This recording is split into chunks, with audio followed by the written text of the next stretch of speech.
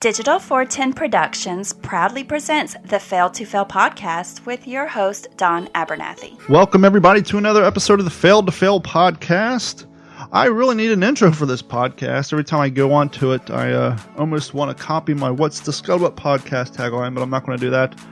But this is our little motivational podcast here on the Digital 410 Network.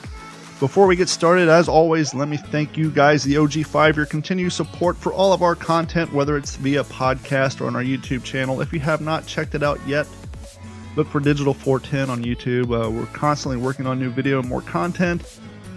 And as you know, go to d-410.com or failtofail.com, click on the Patreon link, and if you could please sign up for a Patreon. It's $1 a month or $3.50 a month, or if you have long arms and deep pockets, you're a high roller, you want to show off a little bit, sign up for the $7.50 a month plan, and after 2 months, I will send you a free t-shirt of your choice. And as always, this episode of the Fail to Fail podcast is brought to you by our friends at Computers. Computers has been providing IT service to all of Southwest Florida since 2004. And right now through the, let's extend it to March. Why not? I can do that. I have the power. Right now, up until March, if you call Computers at 239-283-1120, say the word podcast, and they will help preserve your peace of mind by backing up your data at 7 cents a gig per month for the entire year of 2020. That is 7 cents a gig per month for the entire year of 2020. Give them a call, 239-283-1120, or reach out to them on Facebook or Twitter. Simply say the word podcast, and they will get hooked up with you. And one last thing, while you're at d-410.com or failtofail.com, click on that Amazon link, save it in your toolbar, your desktop, wherever you need to save it, that you know where it's at. And whenever you decide to do a little online shopping, please click on that link, and they will send a couple of coins to us every few months, and that'll help support the show. On this episode of the Patreon exclusive podcast, What's in Your Head? Do you know the length of the average podcast, as in how many episodes before they give up? Bill and I were talking about that, and I think the average podcast fails around episode 10. What I've heard recently is actually less than that, episode 7. So it's not even a magic number 7, it's like a doomed number 7. Actually, no, it wasn't Bill and I. When I was on that podcast of the gentleman that was called What Makes You Famous with Key Dan, he used to be a DJ down in Key West, and now he's like in Kansas or something.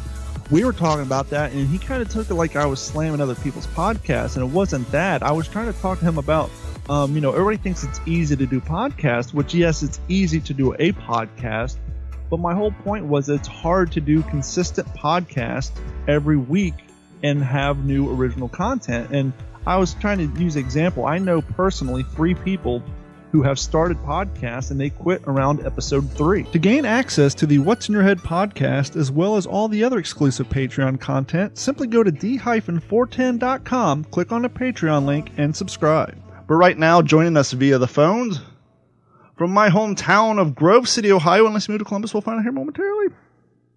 As a gentleman I've known for a long time, but as we were just saying, we haven't said a single word to each other in a audible format in over 23 years. We've talked online. We've communicated digitally and through memes, but this is the first time we've heard one another's voice in person since 1997. Gary-Bone. Gary, how are you, my friend? Fantastic, Don. Nice to be talking again, and appreciate you having me on the podcast. Appreciate you coming on. First and foremost, how freaking cold is it in Columbus right now? Not too bad, considering. I mean, relatively with what you guys have down there, I'm sure it's, well, I gotta tell you, it's been getting down to the mid-50s in the morning. I've been having to put on a coat on my way to work. Well, I definitely feel the cold a lot more now than I would have about a little over a year ago. But yeah, it's not too bad. It's in the low 40s. So let's, before we get into the main reason why we're having you on the show, let's build a little foundation for the people who don't know you, and let's get them caught up. When and where were you born, and give us a little synopsis on your childhood, if you will. Sure. Born right here in the capital city, Columbus, Ohio, back in the year 1980. I had an older father and a younger mother. My father served in World War II in Korea. He was in the 101st Airborne, dropped into D-Day 3 days after. He then served in the Korean War years later, obviously. I I was conceived when he was 52 years old, so he was rather young when he jumped into France. I lied about his age to get in the military. Mother was quite young. She was 22. They were together a few years, divorced, and I was with her and her next husband for a while. Unfortunately, she married an abusive gentleman. He was abusive towards her, unfortunately, and also towards me. Then I went to live with my father, back with my father starting back in '84, and he and I had a very close relationship.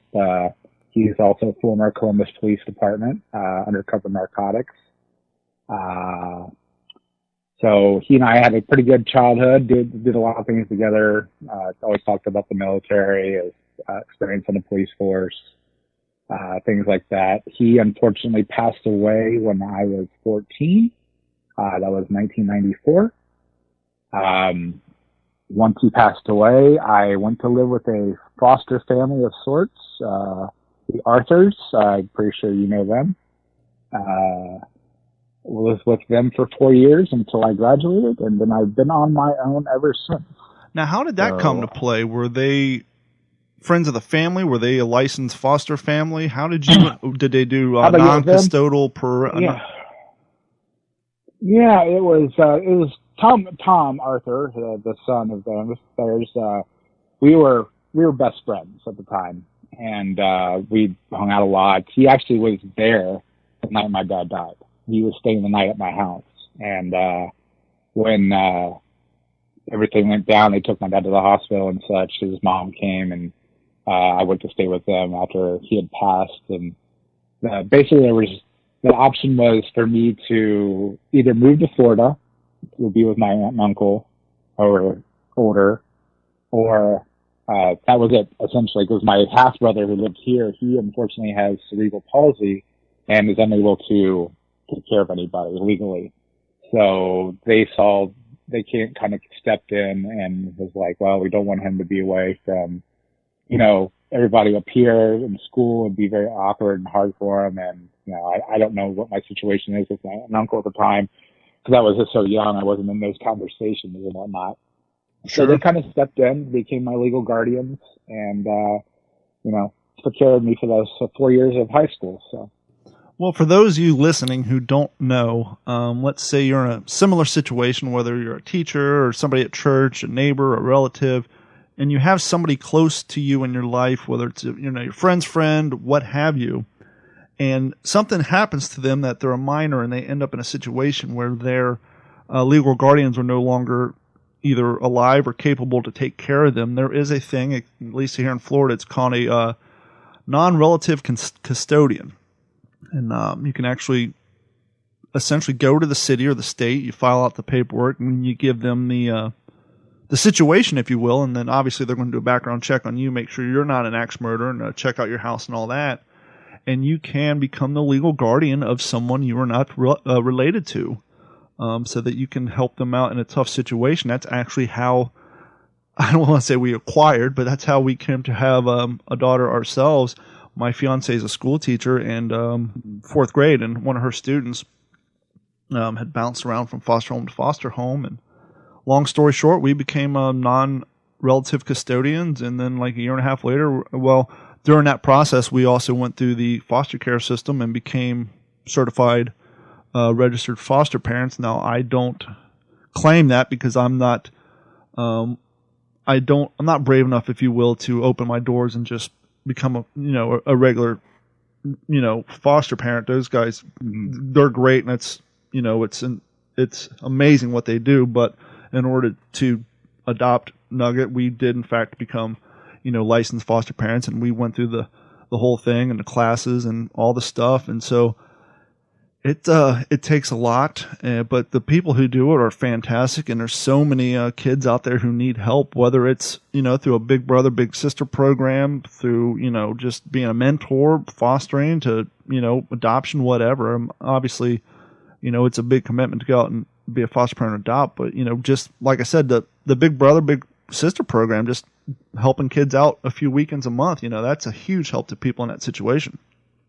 Oh, most certainly, and I commend you and your fiance for stepping up and helping out as well. Because again, I was in the same situation, and I knew what kind of how hard it would have been, and had someone not been there, I don't know how my life would have how it would have played out. So, congrats to you guys for stepping up as well. So yeah, there's some very important people out there to step up and take care of kids who really need it, whether it be through big brothers, big sisters, or through foster care or custodial guardianship. And I'm not a big component of handing out slaps on the backs to states and governments, but we hear so many horror stories, or you see all these movies about how horrible foster systems are. And obviously, it's rough and rugged, but as far as Florida's concerned, at least their effort or their intent to take care of their foster kids and, the kids who go through the system, even now that we've adopted Nugget, the state of Florida will still pay for her college, whether she gets a scholarship or not. They still take care of all her medical needs. They still take care of all the, if she has to go see some psychiatrists, they cover all that bill. So even though she's no longer a ward of the state and technically not their problem, quote unquote, they still commit. They still say, hey, even though you found placement, you found a family, we're still going to pay for your college. We're still going to help with your medical bills and all that stuff. And even if you don't get adopted, once you get to 18, it's not like the horror stories we hear where, oh, you're on your own. They allow you to go on your own, or they help you find housing and then job plan. And once again, as long as your grades are there, they'll pay for your college and help you find housing while you go to college. And so Florida, for all the bad things you hear about, they at least put up the effort to try to help take care of the kids who go through that system. Well, that's absolutely fantastic. I wish that was something like that in Ohio, because I was hung out to dry when I was 18. So yeah, that's absolutely amazing that they have those kind of opportunities down there. Yeah, they say sadly, statistic-wise, a lot of the kids who are 18, whose parents are still amongst us, who were taken away from their parents due to bad life choices, sadly, a lot of them, when they get to 18, they just go back home. And so the cycle tends to repeat. But there is a percentage that, who realize, hey, I don't want to go down that road. I got these opportunities, and who go out and go to college. And a lot of them actually turn around and do social work, and because they were there, that they end up doing, going to college and getting all those degrees and going back to be social workers so they can help other kids in their same situation. Yeah, it's always great to pay it forward whenever you can, whatever situation you're in. So that's awesome. That's really awesome to hear. And so you go to Grove City High School with me, and yep. We graduate high school and all that fun stuff. And then that's when I moved to California and went down my path. Which way did how did your career path go? I know you're definitely a computer guy like myself. You're definitely a video game nerd like me. We all grew up with the Nintendos, the Atari 2600s, the Super Nintendos, the PlayStation 1 through 4, Xbox, etc. Which way did your career path take you? Well, initially I was going to go in the Navy. Yes, because now that you said that, I had a flashback to you. You were a member of the ROTC. That is correct. I was in JROTC. I was a company drill instructor, company drill team commander. So we did all the fancy rifle spinning and also this boring, quote unquote boring regulation drill, which I actually happen to love even more. Well, let me ask you this: back then, how was that? My brother did it, and I never thought to ask him about it. How did other people treat you guys when you're in, the people who weren't enrolled in, when you guys had to, there's like 2 days a week, you had to show up in full uniform. What was the rest of the population of the school's treatment of that towards you guys? It was kind of 50-50. I mean, I would say, kids are cruel. Let's just be honest. Sure, they're dicks. So that's just how it is. It's just generation. And some of them will be really, really cruel, make fun of you, rots your ranger, making up lyrics and songs and what have you. Other ones would be like, oh, wow, that's cool. They'd ask you about your uniform, ask you about the ribbons, ask you about the trips that we go on, ask about drill team, things like that. I think as I went on to high school, my first 2 years, it was kind of rough that way. But my second 2 years, my junior and senior year, the leadership of ROTC kind of changed, and our image was kind of changed too. We started to grow more, and because we were more competitive, we were bringing home trophies, and they were seeing that we were just a bunch of schlubs in uniforms getting to go on trips. Now, so they saw that. In your drill, were you guys using the replica M1 Garins, or what rifles were you guys using? We used both. We used the 1903 Springfield. Nice. And then we used as we got through the years and got more money and more money from CNET, Chief of Naval Education and Training. They gave us some money. We were able to get some grams in there, and got those painted up. We painted them white, but they were, I think, 14 pounds with the. That's what I was going to ask you. I actually have an M1 Garand for my World War II stuff, and I was going to ask you how many people were pristine drillers who had to kind of step back and say, "Oh shit, I got to get used to the weight change." I mean, that's a huge. That's like somebody who grew up and became a pristine bowling with a 7-pound ball, and then one day someone handed him like a 15-pound ball and say, "Okay, roll those same strikes." There's going to be a little bit of a learning curve. Yeah. Well, it was. There definitely was. Not everyone did exhibition drill. Exhibition drills where we do the rifle spins and throws and whatnot. So you'd have some of the smaller people, the less strong, and some of the smaller guys and smaller girls would do that just because it was just easier for them, so they could still participate, because both sides of the drill were quite important. IDR is what we call it, and then you had your exhibition drill, which is the fancy stuff. That definitely was dangerous. I took a few hits to the head with a Garand when someone wasn't paying attention. So I took one right to the forehead, blacked out for a couple of seconds around the ground, got back up, cuts and bruises and whatnot, doing, port spins and Marine Corps wrist breakers and things like that, fancier moves and whatnot. But I think most people were pretty capable. We didn't do anything too crazy to where we're hucking rifles, 10 or 15 yards across the drill deck or anything like that. But we held our own. We, my senior year, we actually went to the National High School Drill Team Championships in Daytona Beach, Florida. Placed within the top 15 of all high schools. Nice. So pretty nice for our first foray into the nationals. So, my drill instructor, who's now over at a competing high school, Central Crossing, his name is Sergeant Major Bocook. He's the one that really taught us to tighten our drill, and he was really a real inspiration to me as far as leadership and, leading a good life, and, again, tighten our drill up and making us just be that much more sharp. Their team they won first place 2 years ago at the Nationals. So now I've never had any official drill training, but one of the things I was trying to get down, if you watch the old Marine Corps drill videos from World War II, when they present arms and they have them charge the handle, and then they do the real quick thing where they put their thumb in and then charge it back and it slaps forward real quick, all without getting the M1 Grand Thumb. That is some skill. The reason I ask about the ROTC and the reason I ask about how the kids who weren't involved treated you, we have a local high school here, which is, I've never heard very many of them do this. Their ROTC program is actually required for every student the freshman year. Interesting. And so when you go to graduation or any sort of school outing or association, there will always be members of the ROTC there for color guard and all that stuff. And since everybody, the freshman year, is required to go through it, you don't have the ridicule and the comments and the songs and the making fun of the uniforms by the other classmates, because they've already gone through it. It's kind of almost like, everybody's been through it, so there's nothing to make fun of or ridicule people about. And I haven't heard very many high schools doing it. I think it's kind of cool. Yeah, it is. That would be great for many high schools if the funding was there, because I know a lot of these programs are getting defunded. Some of them are even, they're losing the funding or losing the programs altogether. So it'd be great if they offered that to more schools, and more schools offered it to their kids as a requirement, because it just makes your life more structured. You understand life, I think, better with the eyes of the military, understand what the military goes through, and it might give you a career path. Sure. Maybe you didn't think about the military at one point or another, but you go through the ROTC training and you think, hey, this is for me.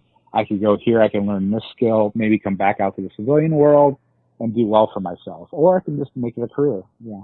Now, you were saying post-graduation, this is how we got on the topic of being involved in the ROTC, that you were pondering and considering going into the Navy. That's correct. I actually took the ASVAB, lost a bunch of weight. Actually, I was heavy in high school, as you know.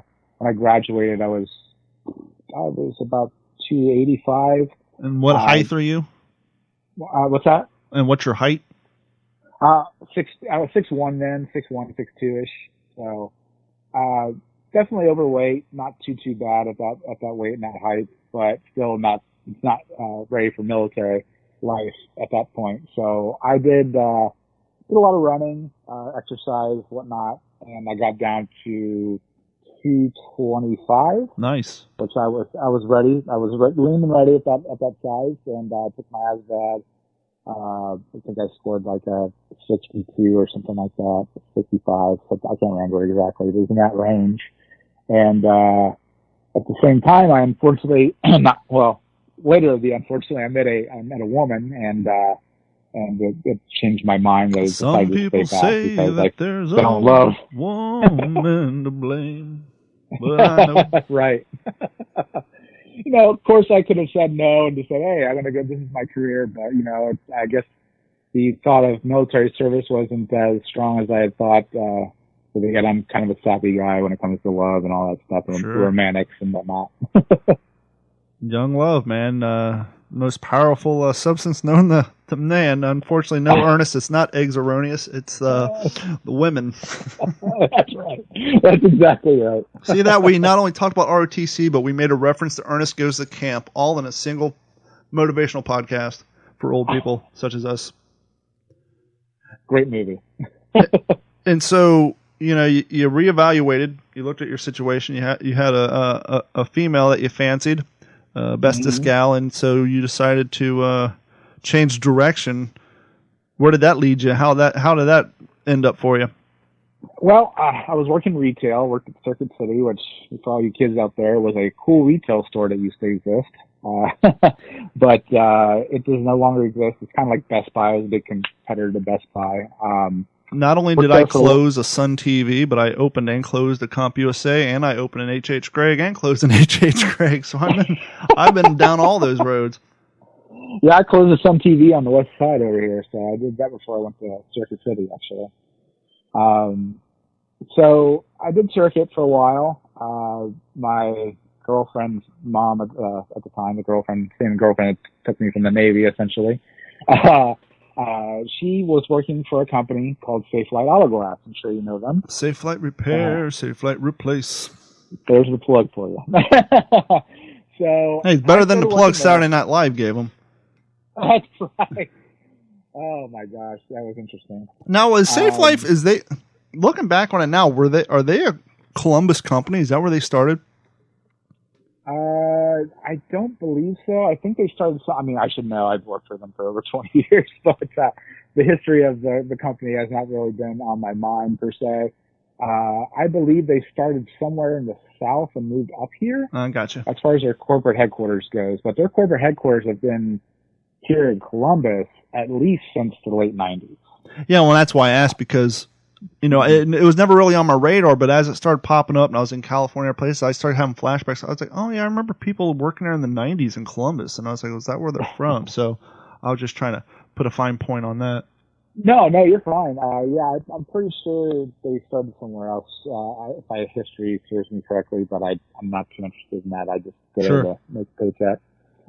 So, but yeah, I started Safe Light back in 2000. I was doing some billing and invoicing work at the corporate office, and then a couple of years later, I jumped into IT support. So I was doing IT support from about 2005 until about 6 months ago. So you started out doing Windows 98 conversions to Windows 2000 and trying to get people onto XP or holding on to their Windows 98. Try from mainframe to Windows. So that's what I worked on when I first started Safe. I was a mainframe computer. Then I actually, once I got into the help desk, that's when it was called that, we did Windows conversions. So yeah, that was a big thing. Well, and the problem, because I've been doing IT work since 2004, is one of the biggest downsides to that is, one, it's an ass job, and two, repetitive stress syndrome on the hands. Oh, yeah. And there's no doubt about that. And those were the two things. I was doing computers all day and typing all day, and then like in 04, 05, I'd go home, especially on the weekends, and I would just sit on my Xbox and grind out Modern Warfare 2 and this, that, and the other thing. And it would get to the point where I could barely open my hands because I was holding a controller all day or typing on a keyboard all day, and I really started suffering from arthritis in my hands. Not to mention gaining 40 pounds, I think I was, 40 or 50 pounds.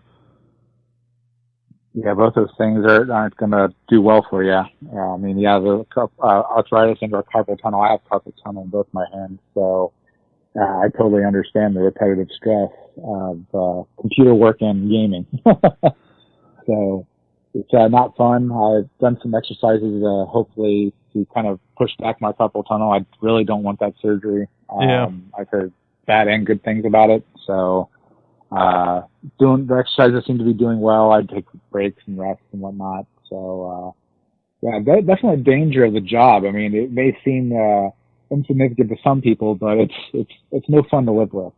Now, I remember vaguely a few years back. I don't know if you started to build an online presence or on blogs or whatever, but one day, did you or did you not? You were brought in for like a 2 or 3 minute segment on TMZ, weren't you? I was. What was the story behind that? How do you end up on TMZ without being without living in LA, and two, without being a celebrity or a paparazzi? I have no idea. I think I was tweeting about something one day randomly, because I don't have a huge Twitter following. I've maybe got like 150 followers on Twitter, which is, pissant stuff, in the great scheme of things. I think I responded to a story of those, and I must have liked my point. I don't even recall the story. I don't even remember what it was. And they're like, hey, they DM'd me and was like, hey, would you like to be on our live show? I'm like, I'm not doing anything right now. Sure, why not? So I was on there. I really can't even recall what the story was.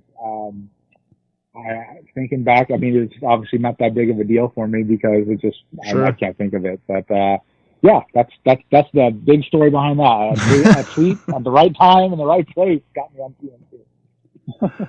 Well, the reason we have you on the podcast tonight is because I don't want to say you went incognito, because the weird thing about the Instagram and the Facebooks and the Twitter and all that, because so many people follow so many people and you have so many friends lists, that if those platforms were to show you literally the post of every single person you follow and or like, it would take you 2 days to stream through 1 day's worth of news feed. And so the way the algorithms work is if you don't have a communication or you haven't viewed any or liked or made a comment on someone's post in a while, they'll just stop showing you their post. And and so I didn't really see any posts or anything going on, and I don't know if you even posted or you brought it up. And then one day I just see you posted a photo almost out of nowhere where you basically achieved great success in weight loss. How did that come about? What was the, you said earlier your senior year, you're 6'1", you graduated around 280. What was your max weight, and what was the turning point, and how did you drop, I guess, to set the momentum of this, no pun intended, how much weight have you lost? How much weight have you lost up to this point? Close to 170 pounds. So you're, 30-ish pounds away from losing 200 pounds, which Correct. is huge. Hopefully I'll never lose that 30 pounds because I don't know what I look like at that point. But, yeah, I mean, I've been heavy most of my life. Through high school, ridiculed as a kid. I mean, I used to go to the Ground Round restaurant. I'm not sure if you remember those. Mm-hmm. And you get on the scale, and the parents would pay your weight. And of course, my dad was always paying over $1 for my meal, when all the other kids was 75 cents, 60 cents, and so on and so forth. But it got really bad after the breakup with the young lady I spoke with earlier threw me into huge depression. I was suicidal. A lot of mental illness came from that. I had some mental illness before that. Well, I mean, you went through a lot as a child. I mean, you know, the issue with your parents, the fostering, the growing up with someone else's family. I mean, and as mentioned before, I'm going through it now, and regardless of how great the new family is, that doesn't alleviate all the anxiety, stress, and memories that come along with what happened with the family you were previously with. And so that's, without proper therapy, I mean, that can really affect somebody. Yeah, it really can. And I mean, I don't ever advocate I'm an expert at this. I have not gone through therapy yet. Well, I'm contemplating it now. There's some things going on. So I think some things from my past and just the constant anxiety and depression that's leading me up to needing it now. But that's what started my weight gain, I think, was with my ex. She left me. How long were you guys together? We were only together 2.5 years, but I mean, it's still longer than a 6 months, or a 3-month thing. So yeah, it's 2 years, we nothing to sneeze at. To be married. Okay. So I mean, we were engaged. She left me about 6 months before we were going to be married. In case you ever hear this, I don't want to go into details about that, just because I think there's some conflicting ideas. There always are. Yeah, there always are. I don't want to, with the past, I moved forward from that. But either way, once she left, it devastated me. I literally had a shotgun under my jaw, finger on the trigger, chamber, round in the chamber. I was ready to go. And the thought there stopped me was my God family, which is not my foster family. They're going to find me, and it's going to be devastating for them. No matter who it is, it's going to be devastating for them. So that's what stopped me. I said, enough of this. I got on some medication that helped me out. I, had a hard time there, but I gained a lot of weight. Well, that's the side effect with a lot of those antidepressants is weight gain, which is irony. Yeah, it makes the depression even worse once you gain all the weight. So it's incredible. I got up to 450 pounds. That's how big I got. 6'2", 450. That was my biggest as of 2010. Now, were you? If you're like me, I haven't been to the doctor in 20 years. I assume you probably weren't going to a general practitioner and all that. But were there signs or evidence of potential of type 2 diabetes or any of the things that come along with severe weight gain? Well, I didn't really have much at that point, believe it or not. I was still fairly healthy per se. I went to Florida, coincidentally, 2010, for a Star Wars convention down at the Orange County Convention Center. I was just there for a dog show. Oh, is that right? Great. Beautiful convention center. Very big. Of course, I was there in August. Florida sun in August is very unforgiving, especially to a 450-pound man. Yeah. Oh, especially to a 450-pound man from Ohio who's not used to it. Exactly. I mean, take a shower, walk outside, sweating 10 minutes later, time to get taken another shower. Well, imagine wearing your ROTC. Actually, no, imagine wearing Class A wool uniforms from World War II. I don't want to imagine it at all. If you go on YouTube and go to Military Collectors and watch Episode 1, Season 2, they shot an episode out of a friend of mine's place outside of Orlando. He owns a bunch of Sherman tanks, and we shot an episode, and it was in the middle of August, and I about died that day. It was so darn hot. We're all up there. Luckily, we're wearing our cotton HBTs, but some of the guys the Germans had their wool on, and it was just so damn hot. Oh my God! How many people passed out that day? Well, we're very good about hydration and all that, but it was definitely. Last time I got heat stroke actually was last summer. I was invited to join the Florida Flyboys, who's another living history group, and they actually had complete, authentic from the flight suit up to the wool cap and leather jacket gear for me to wear, and we did a photo shoot with the replica of the Memphis Belle. But I had on the the wool leather hat, the jacket, the wool jumpsuit, the boots, the whole nine, and I ended up getting heat stroke that day. It was so hot. That was like in the middle of July. So definitely Florida and hot heat doesn't bode well. But I couldn't imagine being 450 pounds and dealing with that when you're not used to it. No, it was a nightmare, and that was that kind of woke me up when I got back. Well, to be fair, I heard your friends advise you against dressing up as the Wookiee, but, that's neither here nor there. Yeah, I definitely would have lost about 50 pounds had I done that, so that might have been a good idea, but I probably would have passed out. So, yeah, I came back from Florida kind of jazzed up to lose weight. I did. I ended up losing 100 pounds on my own. How did you go about doing that? Cutting calories back. I mean, to maintain a weight of 450 pounds, I was probably taking in 5,000 calories a day. Well, the reason I asked that is because people who are desperately looking for a weight loss solution, like when I tell people I'm down 40 pounds, because I think at my biggest I was, I'm 6'5". Now, kind of on the other side of the spectrum, kids are dicks to both sides. You got it for being overweight. I got it for being underweight. I was so skinny as a child. My metabolism was so fast that my father took me to the doctor thinking after my parents got divorced that my mom wasn't feeding me, that I was malnourished. Like, no, his metabolism's just through the roof. And when I graduated, I was 6'5", $175. And so when I moved to California, very skinny. Yeah, when I moved to California, I actually had girls tell me I need to go to the gym to put on weight because I look like a fucking heroin addict. I mean, you could literally put your finger and your thumb around my biceps. So I was like a walking skeleton because no matter what I ate. But as I got older and my metabolism finally slowed down, like I said, I was 22 at 6'5", $175, and then next thing I knew, I was 6'5" at 249, shopping for a size 38 pant, and getting the double chin and all that stuff. And what turned it around for me was two kidney stones. Ooh. Yeah, and that's when I cut the soda out and the weight started falling off. Because I'd been going to the gym the whole time, but the weight wasn't coming off because my diet sucked. You can go to the gym all you want, but if you don't get your diet under control, it's not going to help. Yeah, you'll be stronger and you can physically lift stuff, but your appearance isn't going to change. And so you got to do both. And when you tell people you lost weight, they're hoping you say, "Oh, I did this. I did Weight Watchers, or I did this," or they're hoping for a quick solution. And I always tell people there's no secret. It's the same thing Jack LaLanne was telling us 65 years ago: eat less, move more. That's the only secret. Yep. That's the big one. I mean, it really is. That's what I did. I mainly just lowered my diet, my caloric intake, and at my weight, that's all I needed at the time.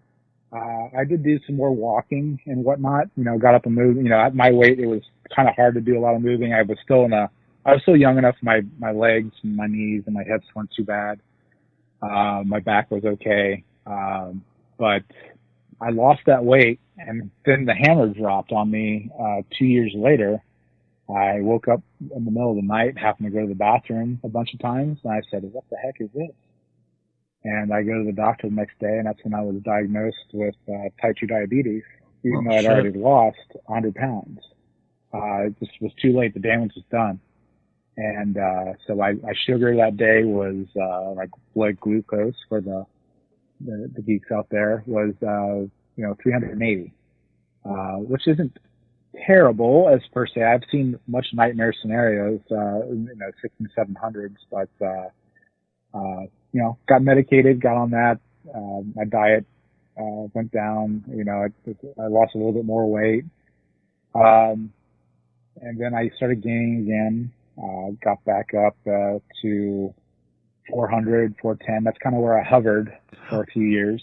Would you say it's safe to say the reason that your weight yo-yoed is because you were, in fact, quote-unquote, dieting? I would say yes, and and I just kind of stopped caring a bit. I think that's the mental illness part of it. Sure. The mental illness is still there and was there then. And, you get depressed and you eat. I have type 2 diabetes. Who cares? Give me that Snickers bar. I'm going to work it down. Yep. I don't care what it does to my blood sugar, and then you get worried and you go back. And it affects the yo-yo diet, but the underlying cause of it for me was mental illness. Well, the reason I say that is I think, at least in the pop culture conventional term, when people hear diet, they maybe not consciously, maybe subconsciously, diet to me, the word diet, at least how it's used television wise and when it comes to fitness, is I think it kind of has the subconscious term of temporary associated with it. And that's why I asked if you think it's because you were quote unquote dieting, whereas if you want to have long-term results, it's a lifestyle, not a diet. Correct. If you go on a diet, it's going to be temporary, and so is your losses or your gains.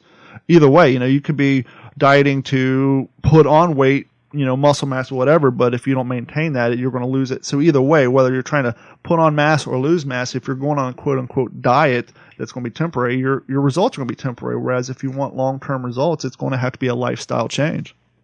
Exactly. You can't just go on the Atkins diet or the keto or this, that, or the other fasting diet or whatever. You really need to figure out what's good for you as a lifestyle change as far as your diet, what you can eat. As long as and you calculate how many calories, it's all about calorie intake. I don't care what anybody says. Forget the macros and all that whatnot. It's about calorie intake and movement, just like we said earlier about Jack LaLanne. You take in less calories and you get more movement, and you're going to get results every time. Scientifically proven. Well, here's what you do. You go out and get yourself an app, whether it's a Fitbit or something else, and you start logging your food. Every time you eat something, you log it. And when it gets to the point where you find logging your food becomes tedious, you're clearly eating too much. Yep. I use MyFitnessPal to this day still. That's a really good one. Has a little scanner in there so you can scan your barcodes. Makes it super easy. Fitbit was the same way. I moved to Garmin when I started long distance running, actually right before my Savage race, because my Fitbit wasn't waterproof. And to be honest with you, that's the only thing I miss between the Garmin and the Fitbit is the Fitbit actually had a built-in free, don't have to download it, trial. It came with their software where same thing, you go intake food, hit plus, hit the bar scanner, and if it didn't find it, you can submit it, or you just search, and you can literally log every Starbucks you drank and everything, and it'll tell you how many calories you had left for the day, and this, that, and the other thing. And it's definitely a tool that helps. I was joking about when it becomes tedious to log your food, you're clearly eating too much, but there's some truth behind that, because I would find, it's like, oh man, I forgot to log my lunch or log this. I don't feel like doing that. Well, just by logging it, just by visually seeing the amount of calories, it helps you not want to consume it, especially if you are working out, because you're like, okay, I just did this for an hour. That burnt 523 calories. Now, if I eat this Snickers bar, I just wasted 3/4 of an hour. Yep. That's exactly right. I mean, it's all about, if you really do it well, the way I do it and the way some people do it, again, I'll explain my circumstances as we go along, but you get to almost eating the same things almost every day, maybe slight variations of them. In my opinion, if you're doing it fairly correctly, with the occasional, quote unquote cheat every once in a while, as long as you take advantage of that, take a responsibility for the cheat, I should say, and you get your movement in. But yeah, logging your food should not be a chore at all. It's really easy. And especially, again, if you're eating the amount that you should be eating. So yeah, I agree. I find too that little mind tricks help. Because one of my biggest things, after I had the kidney stone, I cut out soda. Well, actually, my biggest thing is I stopped drinking energy drinks. At the time, I was working at the radio station and working on my computer gig, so I was drinking 3 or up to sometimes 4 times a day the large white Monster Energy. It was 0 calories. I was drinking 4 of those. Sometimes I'd have 2 Mountain Dews on top of that, and sometimes up to 1 or 2 5-hour energies all in one day. And so I was crashing. Plus all the sodas I was drinking at lunch, dinner, and all that. I think at my worst time, I was, working in service and driving from location to location. You burn through gas. You got to stop at gas stations, walk inside. Hey, 2 glazed donuts for $1. That's a steal. Let me go grab 2 of those, Mountain Dew, a pack of Reese cups. And I would do that like twice a day. So no wonder that and sitting, behind a keyboard. But what I started doing is I started being honest. For those of you listening right now, let's be honest with ourselves. When's the last time we went through a fast food restaurant and that soda tasted like the way the soda is supposed to taste? Never. The soda machines are never calibrated. Taco Bell's Mountain Dew does not taste like Mountain Dew, but weirdly they all taste the same. And same with the French fries. The French fries, more often than not, you hear, these fries are soggy, these fries not enough salt, they suck. And so what I do, if I'm stuck in a situation where I got to go to fast food, I usually go to Wendy's, get a junior bacon cheeseburger, no mayonnaise, no bun. But I also don't get the fries and the soda because A, I don't want the caloric intake, but 2, I remind myself, when's the last time I actually enjoyed the soda and the fries from wherever I'm going? And so by playing that little mind trick, it helps you to deter from buying the crap to begin with, because chances are you're going to drink half the soda and throw it away because it tastes like shit and the fries aren't any good, so you're only going to eat half. So why bother eating the half to begin with, and why bother drinking half the soda? Just tell yourself it's going to suck anyhow, get the bare minimum proteins and go about your day. Yep. Waste of money, waste of calories. 100%. And so you lost some weight, but you have the type 2 diabetes, and then you're like, well, the hell with it. I put all this effort in, and clearly it's for nothing. Yep. And where did that lead you? Well, it led me into a bad situation starting about a year and a half ago. So my body stopped reacting to the initial medication I was on for my type 2 diabetes. Ooh. I rarely don't think I've actually heard that. Now, I know somebody has type A diabetes, which for those of you who aren't aware, type 1 diabetes is diabetes you're born with.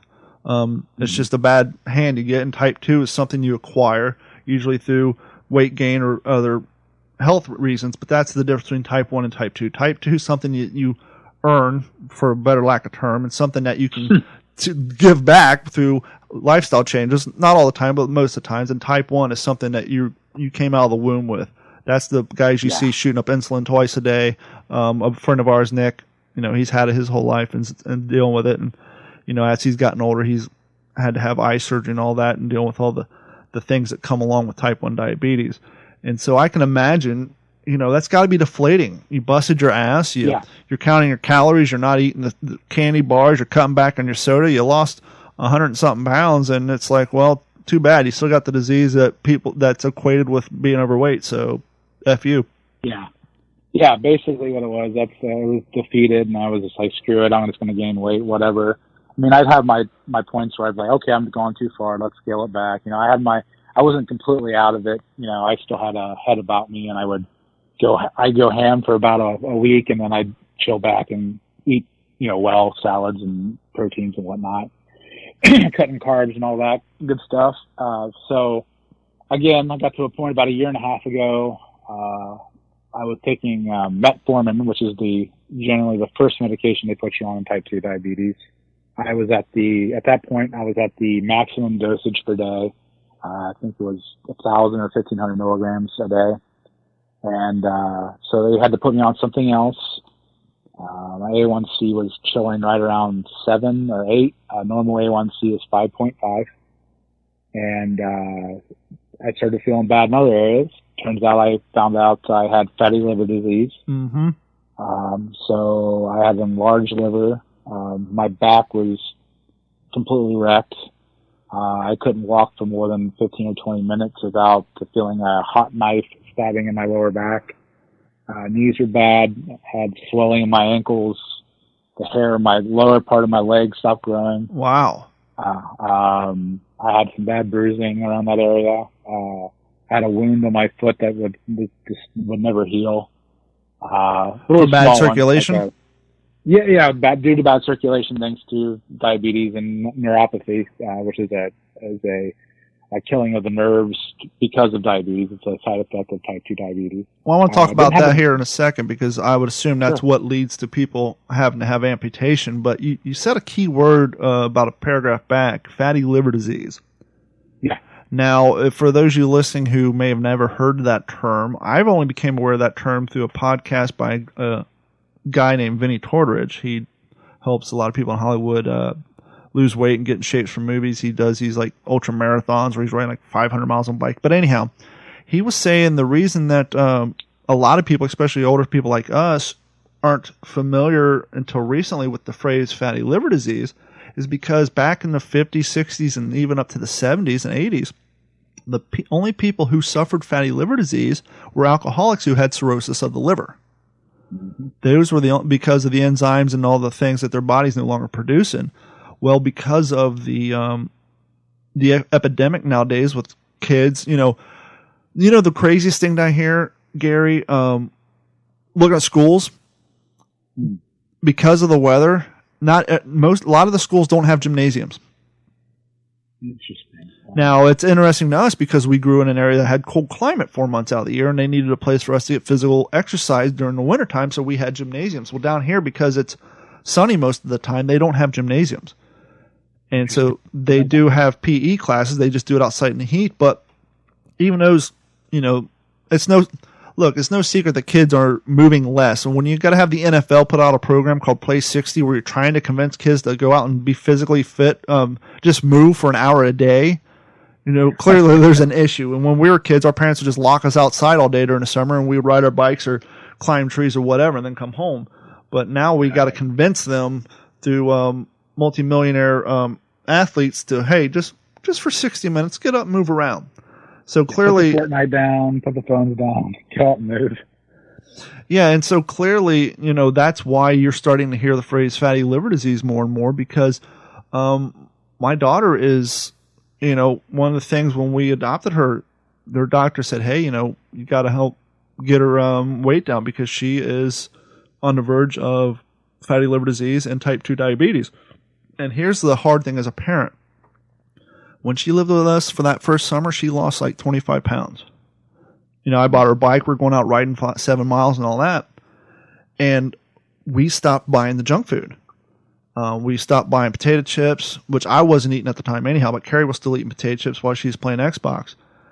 Just through the diet change, just through what we stopped buying, because Carrie was featured, I think, 2 episodes back for those of you. The episode's called Living with Lupus, and we talked about this a little bit, but at the time, she's suffering with lupus, fibromyalgia. She's exhausted. She can't move, so she would go to work and come home and play Xbox and eat, shitty foods all night. And that and the medication she was on, she suffered huge weight gain. Well, when we adopted Nugget and all that, and they said, hey, she's going to be, potential fatty liver disease, type 2 diabetes, you got to get her weight down. Just through diet change, Carrie lost 30 pounds just by us no longer buying the potato chips, the junk food, and all that crap, having it in the house. And so diet is definitely a huge thing. And it's number one key. Small changes. Sometimes it only takes, like you said, knocking out the soda, knocking out the energy drinks, which energy drinks are really bad for your liver, everybody. Mm-hmm. Energy drinks, chips, snacks like that. If you make small changes like that alone, that's enough to kickstart you. It really is. Good news is, if you're a meat eater, just go protein, man. You can still eat your steaks, you can eat your chicken, your pork chops. I didn't completely cut my carbs out. I just minimized my carbs. No carbs for breakfast, no carbs for lunch. And then when I came home, it didn't matter if I had spaghetti for dinner because I didn't have carbs through the rest of the day. So I wasn't like withholding huge things and making huge, I'm never going to have rice again or never have spaghetti. Well, no, I can have the rice for dinner and the spaghetti for dinner because I didn't have the French fries and the bread for lunch and breakfast. Exactly. It's all about moderation. Moderation and small sacrifices. Yeah, exactly.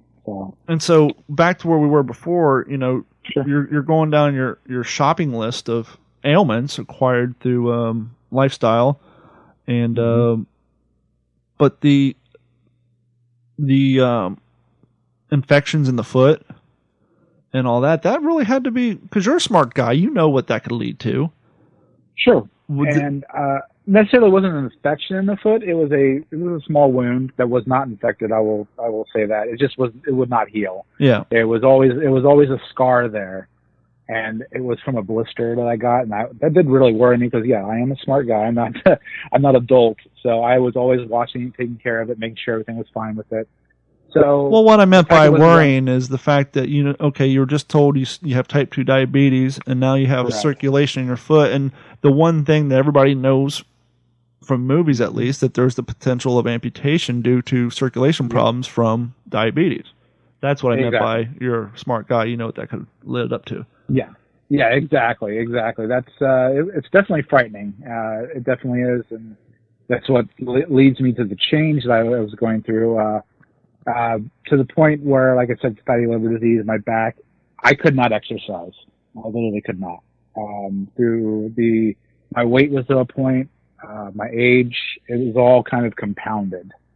And with the mental illness and everything combined, I was stuck in a corner. Sure. Okay.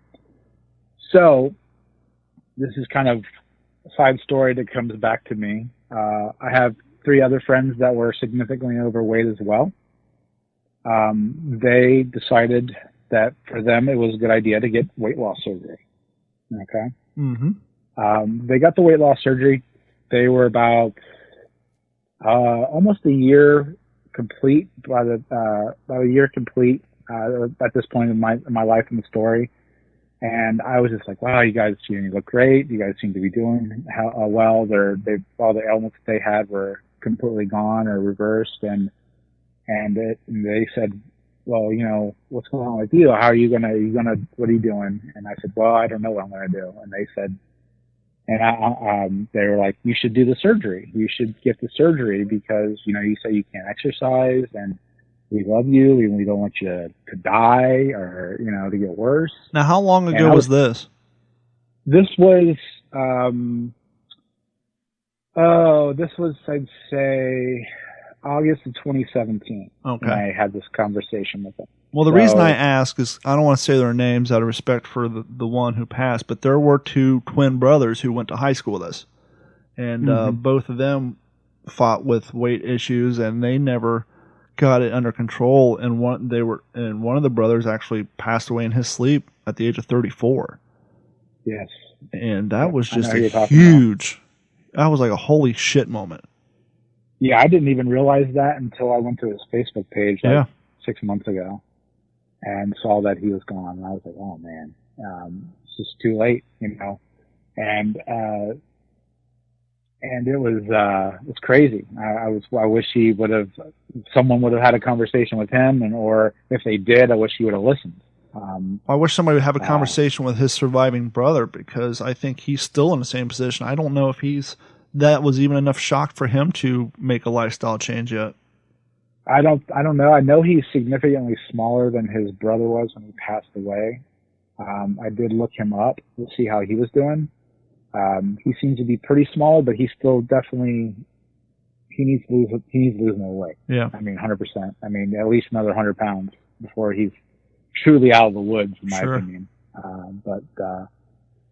So I was very thankful for someone to tell me that there was another option out there. And, I want to say their names right now because I love them to death. And these three women saved my life. Lauren, Charlie, and Summer. I want to thank you very much for providing the courage and the support for me to make the decision to do what I did. And I did, in fact, have weight loss surgery on April 1st, 2019. Which surgery did you go with? I went with the gastric bypass because of all my ailments. Fatty liver, type 2 diabetes, blood pressure, all that stuff, bad back. I was more than qualified to have the surgery and have it paid for through my insurance. Amazing doctor through Riverside Medical up here. His name is Dr. Sonnenstein. Another person who saved my life. Amazing surgeon, award-winning for gastric bypass and weight loss surgery here in Ohio. Probably one of the best. And amazing program. Now, I will say, for all the naysayers out there, weight loss surgery is not an easy way out. Well, thank you. I was getting ready to interrupt you and say the same thing because my father started with the sleeve. And actually, no, he did the ring first and then the sleeve and then the bypass. And I know where you're going with this, and I'll let you say it, but just as somebody who didn't go through it, you're basically going to say, and it's the God's honest truth, it's not a solution, it's a tool. Exactly. You can still gain the weight back, but go ahead. It is, it's definitely not a get out of fat jail free button. It's not just you do it and you're done. There is a huge lifestyle change you need to make. I can no longer have bread of any kind. No pasta, no bread, no rice. Carbonated beverages. My carbs are lower than I've ever had. I take in maybe 50 a day if I have a bad day, quote unquote bad day. So it's the amount of pain I went through after I awoke from surgery. It was I think a 3-hour surgery, something like that, 2.5 hour, 3-hour surgery, was immense. I've never been through that sort of pain in my life. They basically have to rip through your muscle wall of your body, putting pretty big holes to fit the microscopic technology into my insides and basically reroute my my digestive system and shrink my stomach down to the size of an egg. But after about 3 weeks, the pain luckily went away. And I could start, I was on a liquid diet for almost a month. Not fun at all, but necessary. And I'm just now, probably within the last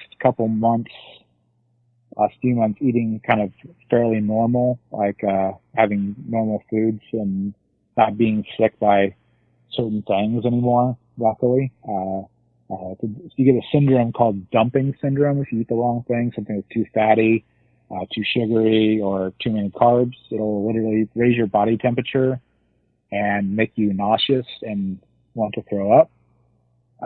So it's basically a warning system your body gives you now after weight loss surgery saying, nope, you shouldn't be eating that.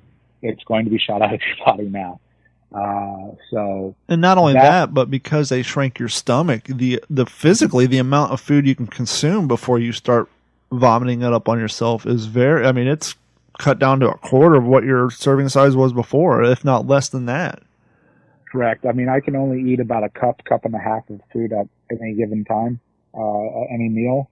And you have to eat slowly. You cannot eat fast at all, or else you will immediately dump or throw up. It takes me about half hour, 40 minutes to eat a meal. I said a cup and a half, which is generally mainly protein. I have to take in about 70 to 80 grams of protein per day. And the stomach the size of an egg, so do the math on that. I'm literally eating protein all day. I eat about 5 times a day, which is a good idea for anybody, whether you're weight loss surgery or not. I think spreading your meals across 5 meals, small meals throughout the day, helps your metabolism, helps you give in your macros, your proteins, things like that as well. And it keeps you from being hungry. So that's what it keeps me from being hungry. I mean, the weight loss surgery also helps me from not being hungry. I still get hunger now. But as I'm kind of squirreling throughout the day, as I call it, it keeps my hunger down. So, and liquid's another thing. I have to take in about 60 to 80 ounces of water every day. So again, we cannot drink and eat at the same time. So, again, I'm drinking all day long and, I have to plan it out. I got to wait a half hour after I eat so I can drink. Because if you drink too fast while you got the food, one, your stomach fills up, and 2, it flushes the nutrients through your stomach and you don't absorb them properly. Now, have you noticed since you increased your consumption of good old H2O, a difference in your skin? Yeah, I have. Elasticity is pretty good. I mean, minus the amounts of loose skin I have from the massive weight loss of my arms and everything. The elasticity in my skin looks great. The color's returning. Yeah, I mean, it doesn't feel dry all the time either. Well, that's what I was going to ask. Now, ever since Hurricane Irma and 16 days with no power, no water, obviously I started drinking soda again, but I'm starting this year anyhow. The reason I ask is there was about a span of time for about 8 months where I was completely off soda and I was drinking. I wasn't one of those gallon of water a day guys, but I was consuming a lot more water. And one thing I noticed prior to me getting off the soda and all the shit I was drinking, before I got to drinking a lot of water, that piece of skin between your index finger and your thumb on both hands, for years, they were always red and scaly and white and flaky. And when I stopped drinking the soda and started drinking more water, all that went away. It cleared up.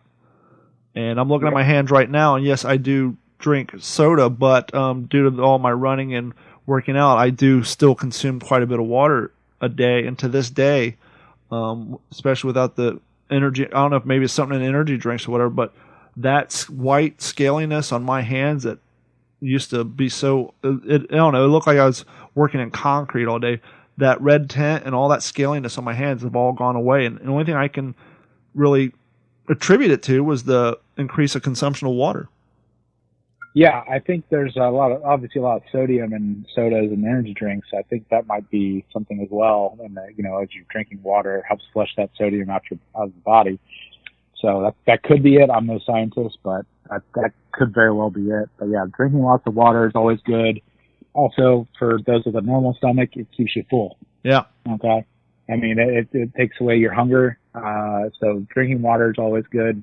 That's another good piece of advice for those out there. If you want to try to lose weight, is drink up your water, get rid of the soda, but up your water 100%. It's going to make you feel better. It's going to make you feel full, and it's going to keep your body flushed of all the toxins and whatnot. One of the things I noticed when I completely swore off the soda for a year is, one, soda does not quench your thirst. It's actually the opposite. It makes you considerable. That's why you always, as soon as you finish a soda, what's the first thing you do? Grab another one. Crack open another one.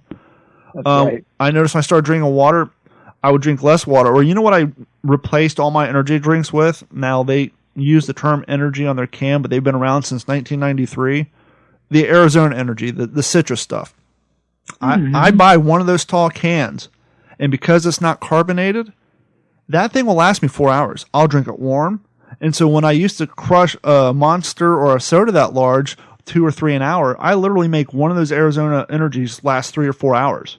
And so, yes, there's a lot of carbs in it, but when it's spread out over 3 or 4 hours, and I'm not consuming 3 or 4 or 5 of them, so when I do need something, I drink one of those if I'm not drinking water. My biggest thing I'm still fighting is my crap coffee. When I do my reenactments and I do drink coffee, I drink my coffee black. But I have an addiction to white mochas with an extra shot from Starbucks, which is like 18,000 calories. It's horrible. So I'm trying to get myself back onto strictly black coffee, but I haven't made it down that path. But back to you. Some of the things, the ailments, obviously the poor circulation probably got corrected semi-quickly, but what about the other things? Was that stuff correctable, or is it kind of you have it now, like the fatty liver disease and all that? Believe it or not, so a month after surgery, I had my first follow-up with my general practitioner. I was taking off all of my medications within 30 days.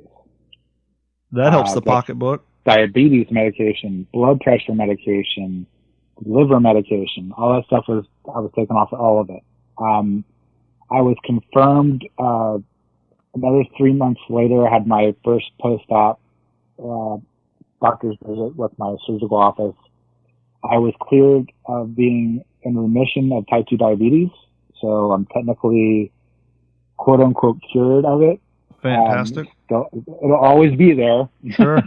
But my ability to the amount of, carbs that I take in or can take in versus, everything else makes it basically non-existent, for me. I was also then cleared of fatty liver disease. My liver enzymes were back in their normal range.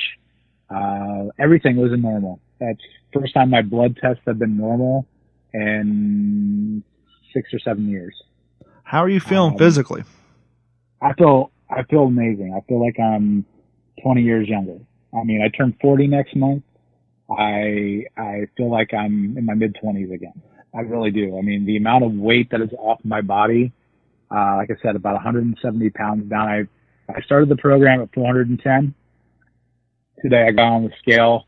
I was 237. Fantastic. So I'm almost as light as I've ever been as an adult. My goal weight is 215. That was given to me by my surgeon. So I'm not too far off from my goal weight, and it has not even been a year since my surgery. That's awesome. I'm actually back up. Thank you. I appreciate that. I'm back up to 215 as of this morning. Do you remember a particular defining moment when, obviously, you went through the surgery and you see the scale and all that, but do you remember the day you physically went, oh shit, I can feel a difference? I do. It was actually, I started at the gym when I was medically cleared to go to the gym. I think that was the first week of May of 19. And the end of that week, I'd already lost about 30 pounds or so. Awesome. I was, doing my weight. I was doing weight training. I was doing bike. I was biking 2.5 miles. And I was doing, biceps, curls, weight training, all that good stuff. And I was not in pain. Whereas when I was heavy and I tried to do all that stuff, I could maybe do it for 10 minutes and I'd be sweating, out of breath, in excruciating pain. I was able to go through a full 45-minute workout, Nice. and I was not in pain.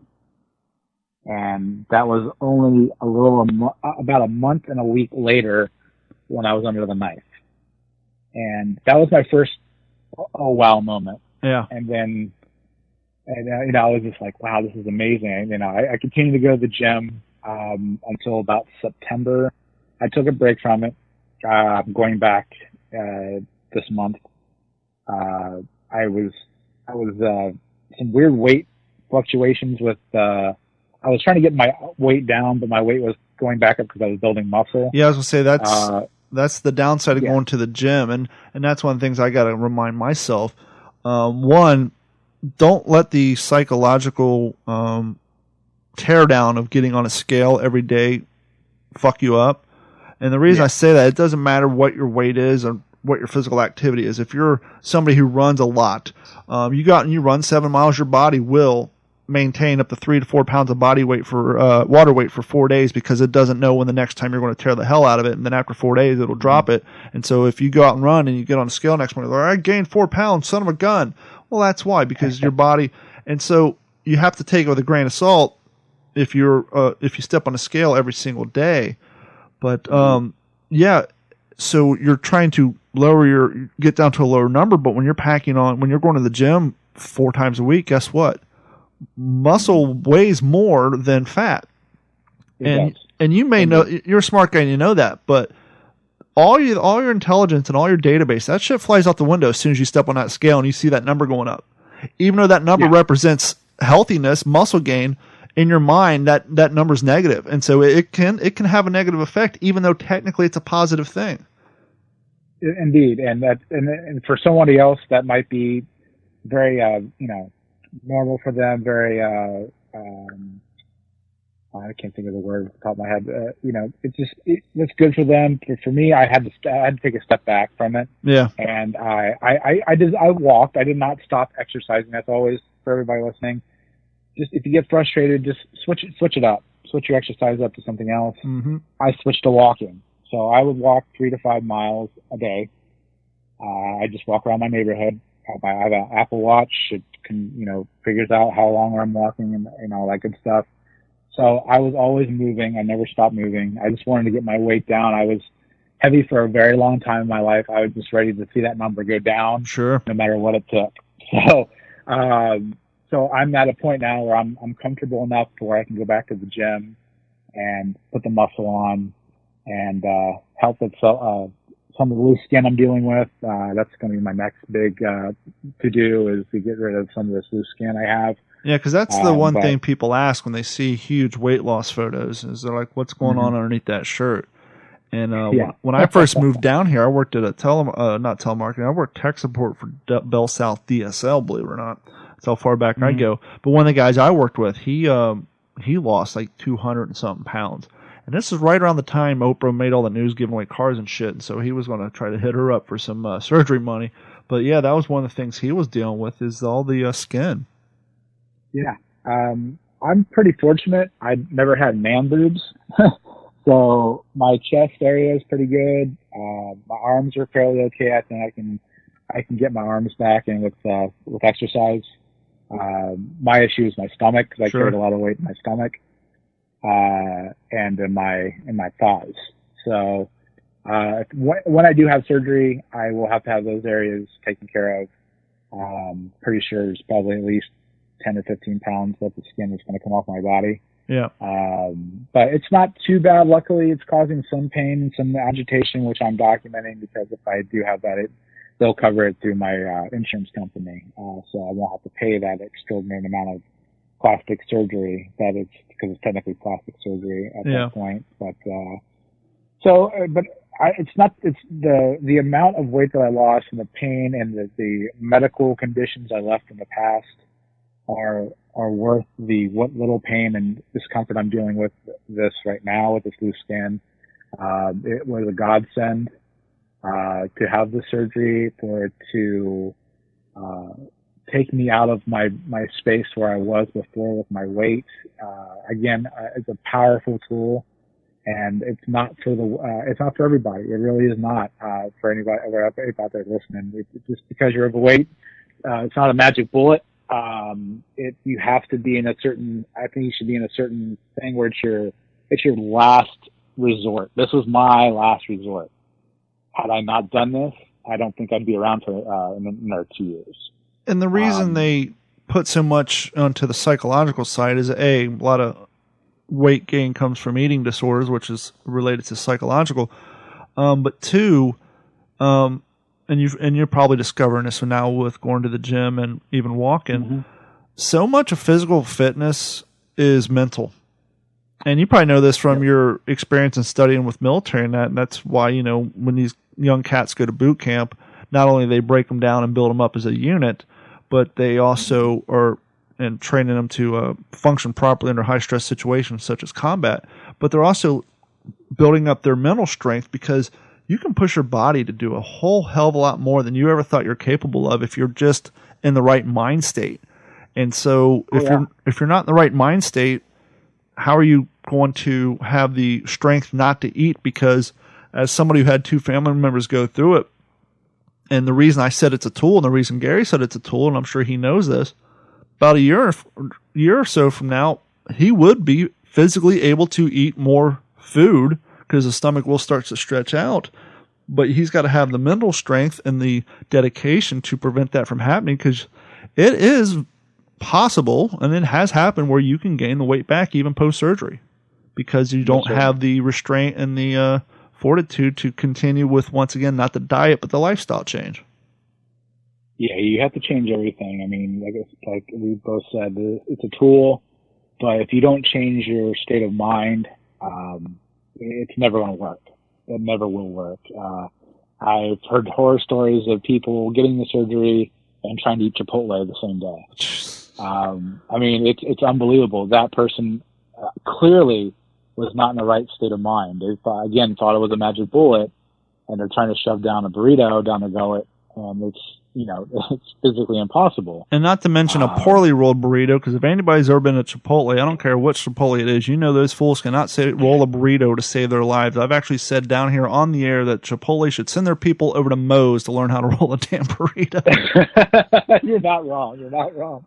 I have been to 4 Chipotles, and I've never, ever gotten a burrito from them that I didn't have to consume with a fork off my lap. And that is sad. And it's not due to my lack of knowledge of how to consume a burrito, because I lived in California for 3 years and I know how to eat Mexican food. So it's not a PepCAC error or an end user issue. It's not a problem between the burrito and the chair, i.e. me. It's a poorly rolled burrito. Yeah, you're right. I mean, I stopped getting burritos from there even when I could still eat all that food. Yeah. Just because they would never roll it right. Just throw it in a damn bowl and let's be done with it. Yep. That's what's going to end up anyway. Yep. Burrito bowl. So what's your, it's interesting. You're talking about how you because of the numbers going up, because your muscle mass gained, how you started walking because you wanted to continue to lose weight and switch it up. That's the whole theory behind P90X, was to change up your routine, because going to the gym is just like anything else. If you go to the gym, say, okay, I'm going to go do 10 bench presses first, and then 30 bench presses first, and then 30 butterflies and 30 curls, and you do the same repetition, the same order every single time you go to the gym, you will plateau and you will not get any different change, because your body has evolved to handle that routine, and so you have to switch it up. Before I started becoming a running maniac, the reason I got into running is because at my peak, I got to the point where I was going to the gym twice a day. I was waking up in the morning and going, and I was going after work, and I blew my elbow out. And I was like, shit, I can't lift. How am I going to maintain my weight loss? And I was running on the treadmill for 30 minutes before I lift weight, but treadmills are just so damn boring. Oh, I know. You can only stare at so many episodes of American Ninja Warrior. Much love to Morgan Moose. I love you, fella, but I can only handle so much, of that crap in the gym. It wasn't until I started running outside that the whole thing changed for me. And I've often said, I don't run for the feeling you get while you're running, because that shit sucks. I run for the feeling you get when you're done. And and so now I went from going to the gym 5 days a week to running 4 to 5 days a week and going to the gym twice. And so I've completely flip-flopped mine, because I'm not so worried about the the muscle mass gain as the weight loss. But now that I'm getting ready to do my second Savage race, now I'm forced to go work on my grip and my upper body so that I can actually complete all 20 obstacles instead of 26 like last year. But so now I'm forcing myself to go to the gym. But what's your plan for the future, your futuristic plans? You want to go out west and buy some desert land? I'm sorry, I went into a Clutch song. So what's your plans for your, maintaining your fitness and your gym and your exercise and all that? Is there any sort of things, you considering biking? Are you going to start hiking? Because Columbus has some beautiful nature trails, man. They do. Once the weather gets good, I want to go. I want to go do some hiking again. I love being out in the woods and just being in nature. I couldn't do that for the longest time because of my weight. Now that I'm able to, I'm ready to get out there, get on some trails. I'm going to purchase a bike. I was going to ask you, before my brother and I both left Columbus, I'm sure they still have them. I don't know. It's been freaking 20 years, but he and I would actually go up to Alum Creek and ride single track. And at the time, the local bike crew, they would go out there and literally change the track up every 3 or 4 months to prevent from erosion. And, they had some great single track riding out there. They still do. I know a lot of people that still do that up here.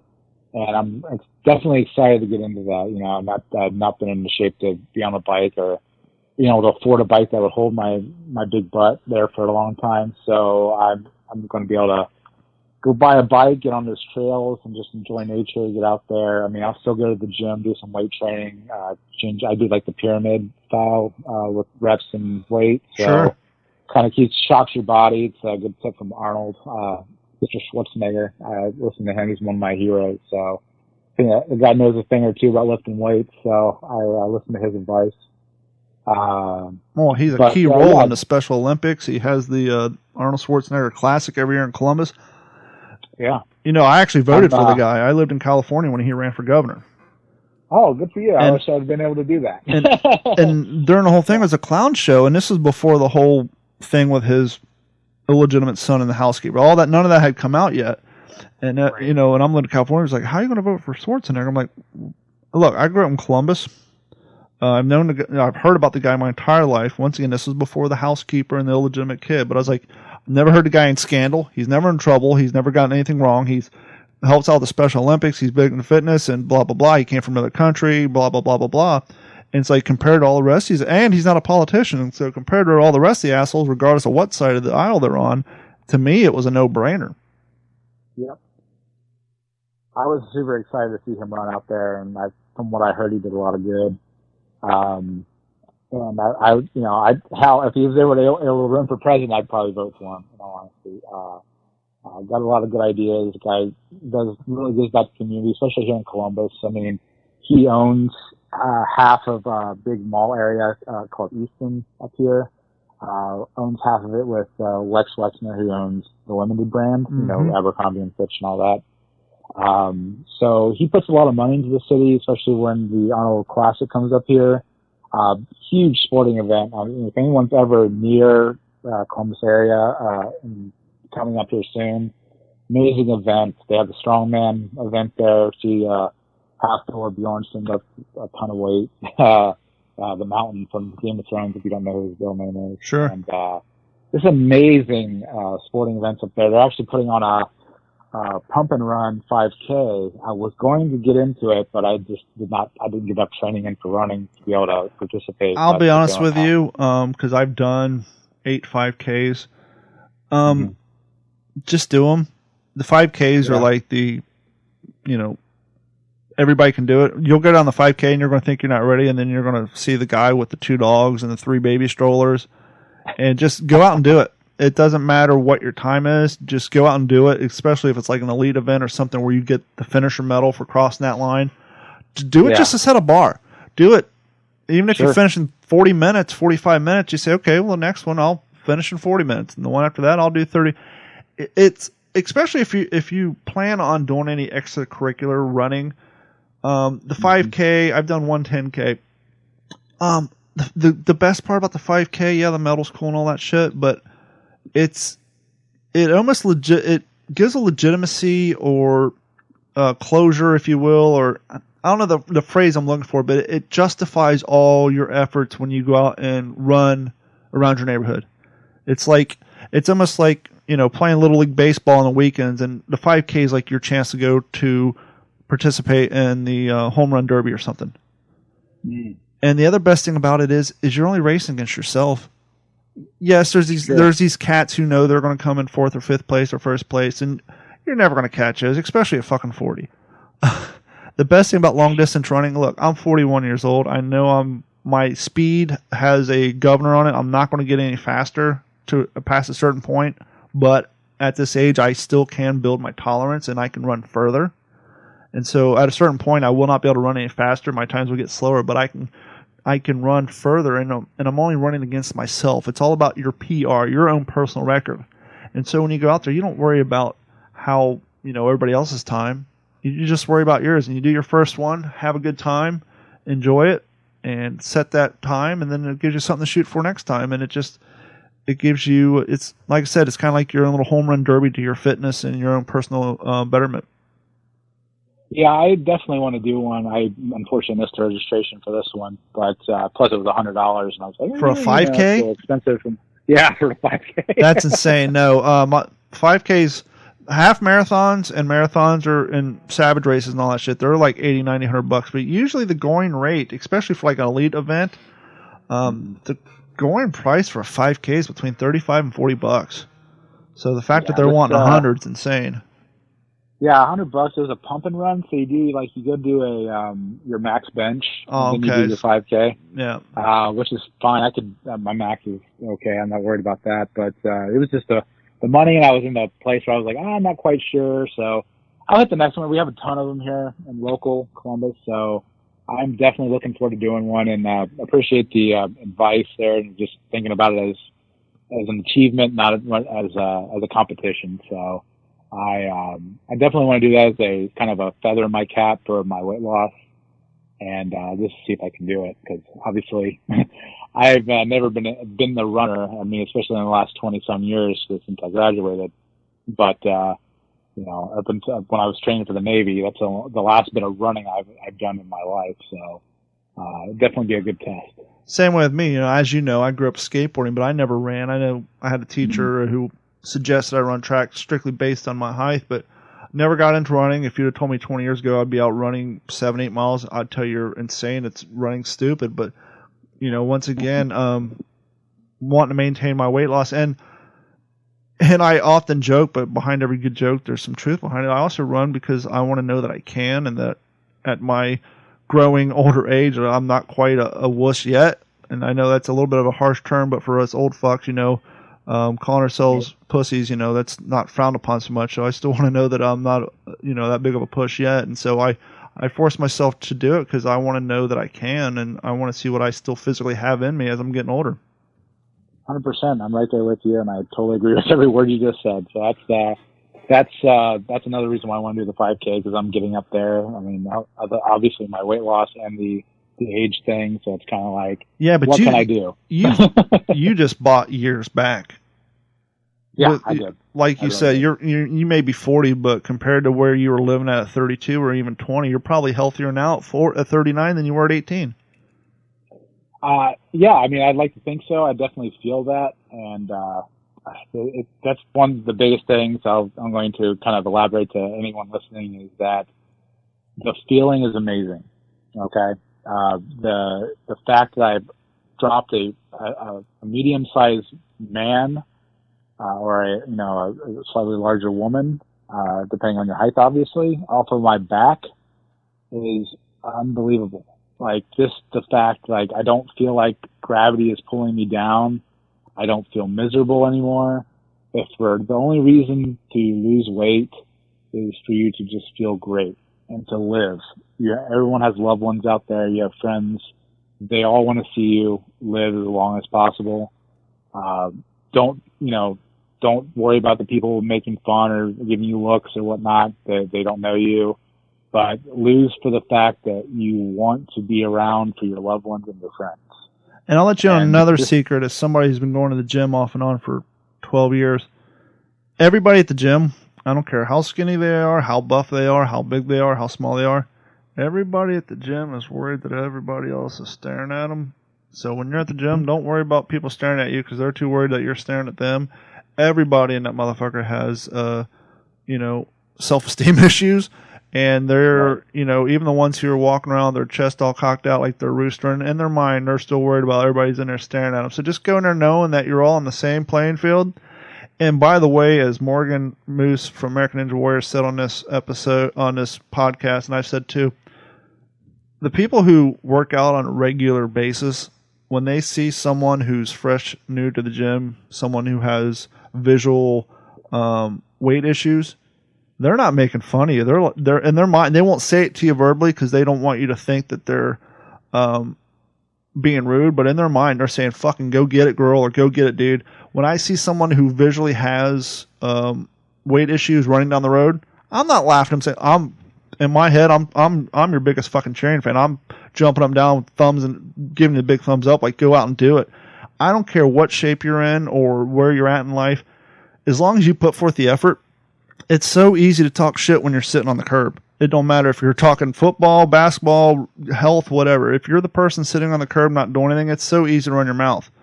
But once you're out there doing it, other people who are out there doing it and knowing what the suckiness of whatever it may be, they're not going to be talking shit about you because they know the effort it takes to start doing it. And so, believe it or not, the people at the gym, the people seeing you run down the sidewalk, the ones who do it, they're cheering you on. It's the people who don't do it.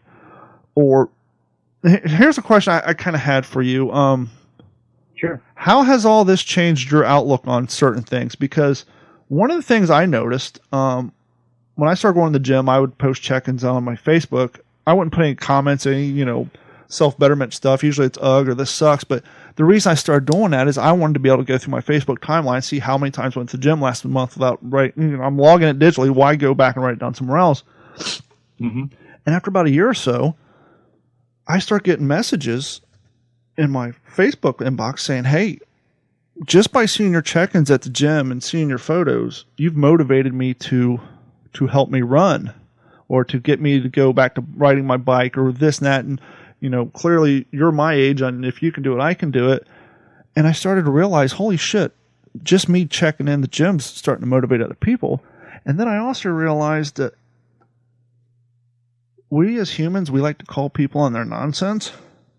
Mm-hmm. And when you start posting just check-ins or even photos, you may not realize it, but you're holding the mirror up to certain people. And it's those people who make the rude comments usually are the people who aren't happy with their position in life or whatever they're doing. And that's why they come back with rude comments. But because I know we as humans love to knock people down, that's part of the reason why I post stuff on Facebook, because I know as soon as I stop, or as soon as I start posting pictures where I'm gaining weight back, those people are going to call me on my bullshit, and that helps keep me motivated to go to the gym because I don't want to give them the self-satisfaction. Exactly. My brother was one of them. He sent me a message like, "So you're one of these douchebags posting gym photos?" I'm like, "Yep." I'm that guy. And then when I worked in radio, and some of the salespeople who follow me on Facebook, they'd see me in the break room looking in the vending machine, looking at that honey bun that I wanted to buy. They would snarkily say, "Hey, that's another 2 hours at the gym." And I think, you know what, they're right. And I turn around and walk out. And so it's their snarkiness that help keep me in line. Yeah. You got to take that stuff positively. I know it's difficult for some people. It's difficult for me just because mental illness and stuff like that, anxiety disorder. But if you're able to take that and turn it into a positive, do it. I mean, there's nothing wrong with that. I mean, take those bad comments, those snarky comments, and turn them into a positive. Yep. I mean, that's great advice. Once I got like the second private message saying, "Hey, thanks." I actually had one of my veterinarians, because I managed 12 veterinary clinics. They told me, "Hey, you're the reason I went back and lost 30 pounds. I saw your check-ins. I saw that I hadn't seen you in 6 months. I came back and you were 30 pounds lighter. And you said, oh, I just started doing this." And it just motivated them to do it. And so all the snarkiness, all the people who think you're a D-bag or whatever, that's all erased just by two people saying, "Hey, thank you." And it's, I don't know, to me, it's worth it. You're right. It should be. It should be. I just never done that for some reason. I should. because I'll check him at a restaurant, but I won't check him at the gym. So it's like, I should. Because you know that because you know that it annoys people, and people think you're a douchebag for doing it. Because now, why would someone think someone's a douchebag because they're out doing something healthy and something to better their life? Because any comedian will tell you, you're up on stage doing your set, and somebody in the audience will laugh at all your jokes until you say the one joke that strikes a little close to home, and now you're not fucking funny. And it's kind of the same way. No matter, you can post all the political stuff you want, laugh, but when you start posting something that strikes a little close to home, whether it's, hey, it has nothing to do with it. Hey, I'm out at the gym, here's a picture of me, whatever. Like, oh, that the people who make the snarky comments, they're the ones they're a little annoyed by it because it kind of turns the mirror on them. But, and I use that to my advantage too. Obviously, with your knowledge of military stuff, you're familiar with the clothing brand Grunt Style, right? Yeah. They have their Grunt Club, and they put out a shirt that said reps, not text. As in, when you're at the gym, you should be doing reps, not on your phone texting. I bought one, and I wear it. Now, I don't wear it because I'm an asshole making comments about people texting at the gym. I wear it to keep myself honest, because now I don't want someone taking a picture of me being the asshole wearing a shirt saying reps, not text shirt at the gym, texting on my phone. So by me wearing that shirt, I won't even pull my phone out to change the channel on Pandora when I'm listening to a song, because I don't want someone having the satisfaction. Look at this dick, and he's got a shirt on that says reps, not texting. He's texting. Nah.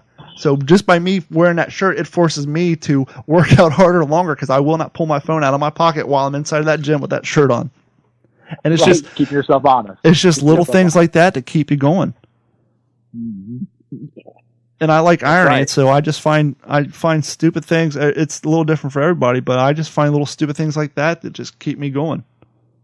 Because you gotta have fun with it. Whatever you need to do, keep yourself motivated. Whatever anyone needs to do, whatever motivates you, just harness that in a positive way, whether it be for weight loss or, anything, really. I mean, this obviously conversation's been mostly about weight loss, but whatever you need to motivate yourself, find it. I mean, that's the best advice anyone can give you. Just motivate yourself whatever way that you can. So. Well, and I kind of had a realization the last 2 or 3 days, as I'm getting ready to turn 42 here soon, and having a daughter who's 22, and then having a daughter who's 12. The best thing that comes with age, and you definitely see it when you see like people in their 70s and 80s who are dressing what you would consider weird. The best thing to come along with age is truly not giving a shit about what other people think about you. And if somehow we can transplant that into teenagers, their lives would be so much easier. Oh, yeah. I'm still working on that not giving a shit gene in my body. It's different for everybody. It really is. Like, what age you stop caring about what other people think, because and I know that it doesn't matter what they think. It really doesn't. I'm aware of that. It's just wherever you become comfortable enough with understanding that and is putting it into action. But yeah, I think if younger people would just get that, I think there'd be a lot less bullying and a lot less issues all around. With the young people. Get off my lawn. So any final words for anybody who's listening to this, looking for some motivation, whether it's, you kind of a little bit touched on it, but whether it's through weight loss or trying to maybe do a career change or accomplish that goal that they've, in the back of their mind they want to do, but they're not sure, they want to get out of their comfort zone to do it.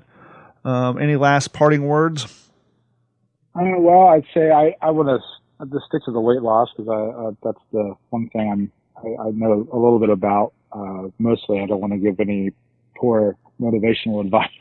But as far as weight loss is concerned, if you're in a spot where you are feeling bad, you're in pain, you might be on a slippery slope to getting worse, and your loved ones love you.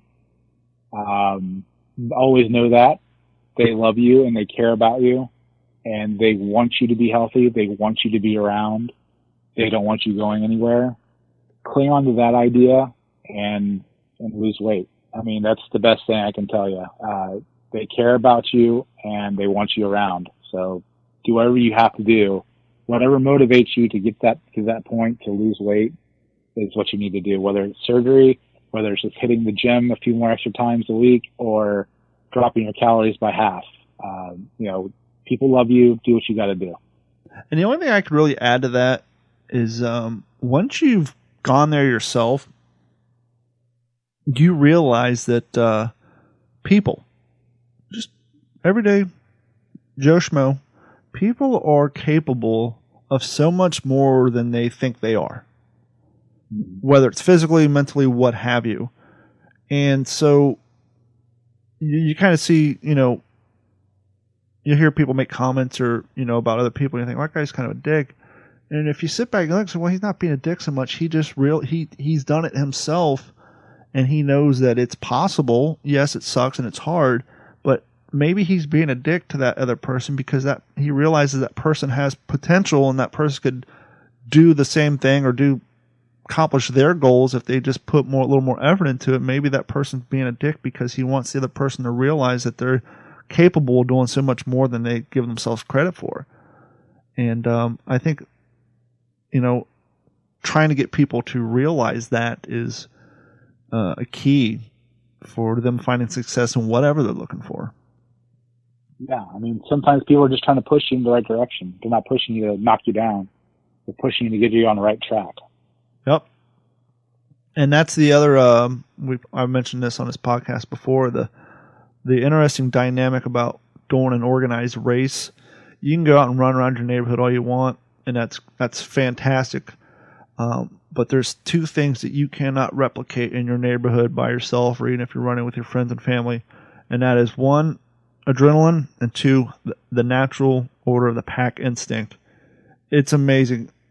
Gary, I tell you what, you could start running 3 nights a week around your neighborhood up until you do your first 5K, and your time will be at a certain place. But once you run that 5K and just being around 100 other people, you feel like you're a trout, man, or you feel like you're a horse running out. You will instinctively find your position in that pack. You'll know, okay, I can run faster than this person, or no way in hell I can run faster than that person, or I should be able to keep up with this person. And you will find it's weird. You kind of find your natural order in that group of people. And it's, you will cut your time down. I don't care if you just ran your best time ever 2 days before running around your neighborhood with 5 friends.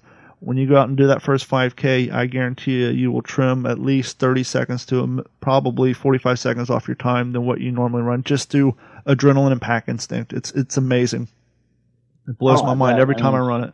Well, it's not a competition. It's a mental competition. You're like, yeah, you find yourself in that pack, and it's invigorating. I can imagine. Yep. It makes all the sense in the world. His name's Gary-Bone. He has found success in more than one direction. He's, found,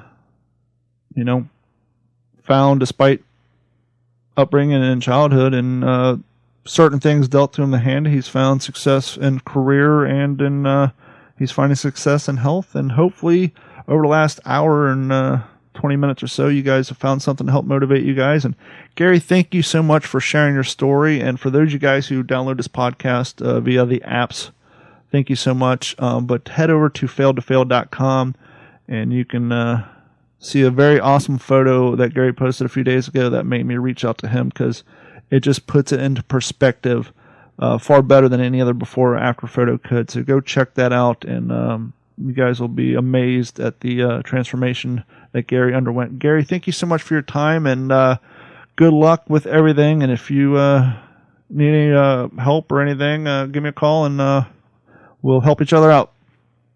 Sounds good, Don. I appreciate it. Not a problem, man. Good luck with everything, and congratulations. Thanks, man. Appreciate it. This has been a Digital 410 production.